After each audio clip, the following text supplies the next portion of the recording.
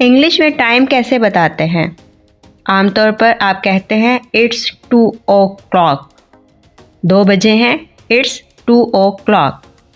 तो आपको 2 o'clock बोलने की ज़रूरत नहीं, आप बोलेंगे इट्स 2।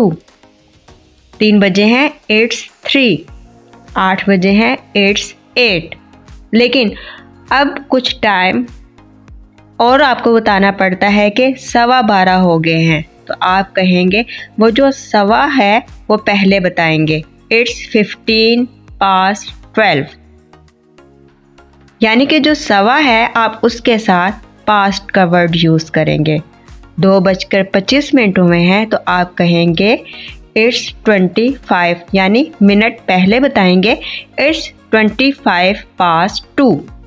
और अगर टाइम रहता हो यानी 12 बजने में 15 मिनट बाकी हैं, 11:45 बजे हैं, तो हम जो 15 मिनट हैं जो रहते होंगे तो हम बोलेंगे इट्स 15 to, यानी कि हम 2 का वर्ड यूज़ करेंगे, इट्स 15 to 12।